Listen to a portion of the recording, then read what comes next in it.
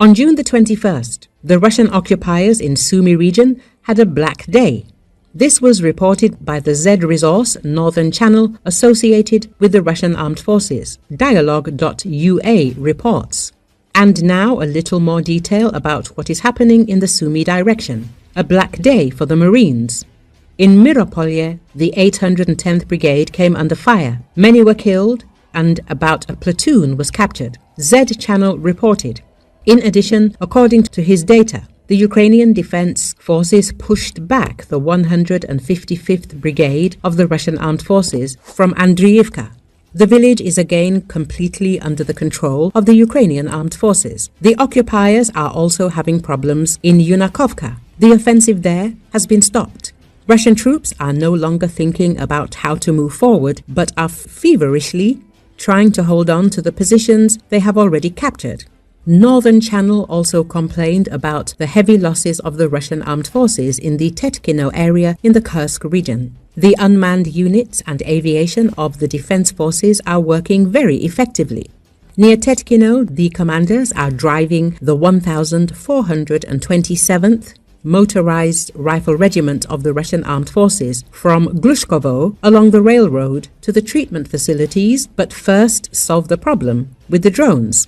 So many people have already been killed for nothing, and also how tired they are of aviation. They fly like Jews in Iran. They are not afraid of anything, and their accuracy has increased, reported Z Channel. The Russian armed forces continue to shell the border areas of the Sumy region using a variety of weapons, including aviation.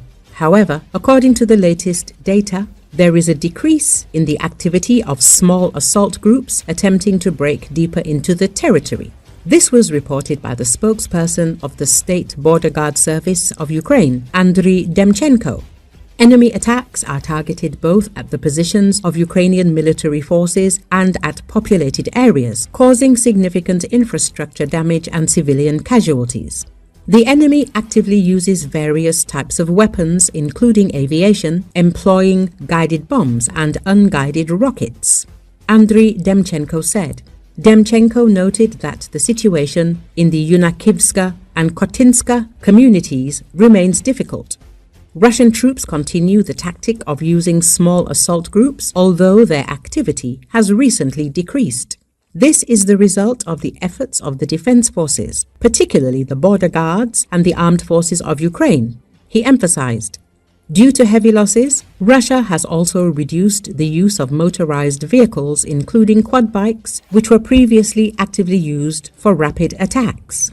Armored vehicles are not used in this combat zone, as the Russian Federation is aware of their inevitable loss, Andriy said.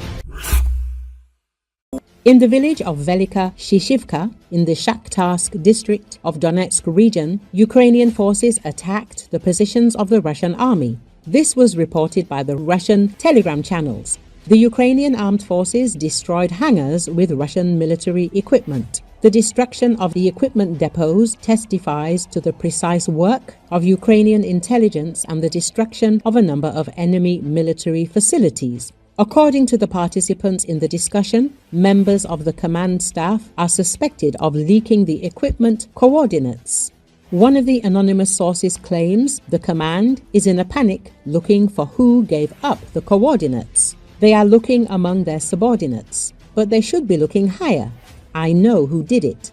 Recall to continue using military airfields for strikes against Ukraine. Russia has installed new air defense systems and is building hangars for aircraft. Recently, new positions for S-300/S-400 air defense systems have appeared at the Milerovo Air Base in the Rostov region. Protective hangars are also being built on the site of open aircraft parking lots. Hangar construction was also observed at the Belbek Air Base in occupied Crimea. and the Primorsko-Akhtarsk airfield in the Krasnodar region.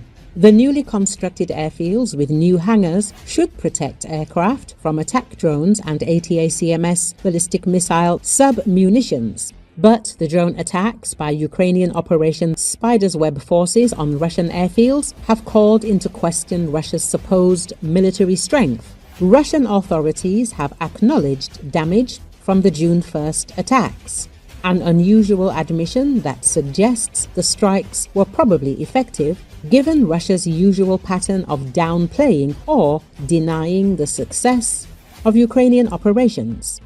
The operation's most significant target was the Belaya airbase north of Mongolia. Belaya, like other bases targeted, is a critical component in the Russian Air Force's strategic strike capabilities because it houses planes capable of long-range nuclear and conventional strikes. It's also in Irkutsk, approximately 4,500 kilometers from the front lines in Ukraine. These attacks could shift what has become increasingly negative media coverage and public perception about Ukraine's chances in the war over the last year. In a war of attrition, which the conflict in Ukraine has become, establishing a belief in victory is a precondition for success.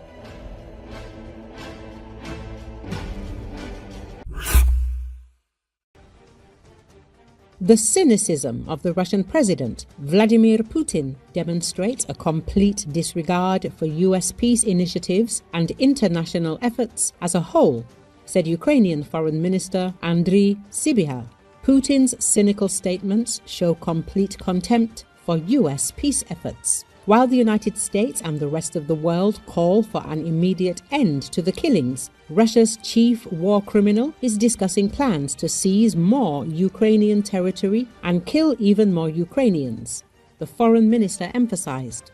According to him, among all the outrageous remarks made by the Russian president today, one stands out in particular, the one about the foot of a Russian soldier. In reality, wherever a Russian soldier sets foot, he brings with him only death, destruction and devastation. Putin does not care about Russian soldiers or their legs, torn apart by Ukrainian drones. He is a mass murderer of his own people. He has already wiped out 1 million Russian soldiers in this senseless, bloody war in Ukraine without achieving a single strategic objective. 1 million soldiers, 2 million legs, emphasized Sibiha. The minister noted that while Putin is busy sending Russian legs to invade other countries, he is economically bringing Russians at home to their knees. His cynical statements serve only one purpose: to divert public attention from the total failure of his quarter century in power. It has plunged Russia into a shameful club of pariah regimes like North Korea and Iran, into international isolation and into endless economic stagnation that will only worsen, the foreign minister added. He went on to say that, in his view, the only way to force Russia into peace is to strip it of its sense of impunity, increase support for Ukraine's defense, and deliver a crippling blow to the Russian economy with devastating sanctions. Recognize Russia as a terrorist state, fully isolate it, bring Moscow to its senses, he concluded. Earlier, the Russian president spoke at the St. Petersburg International Economic Forum. Specifically, he stated that wherever the foot of a Russian soldier steps, everything is ours. At the forum, Putin was asked how far the Russian army could advance in the context of the war against Ukraine, since Russian soldiers are entering territories of those Ukrainian regions that Moscow has illegally recognized as its own.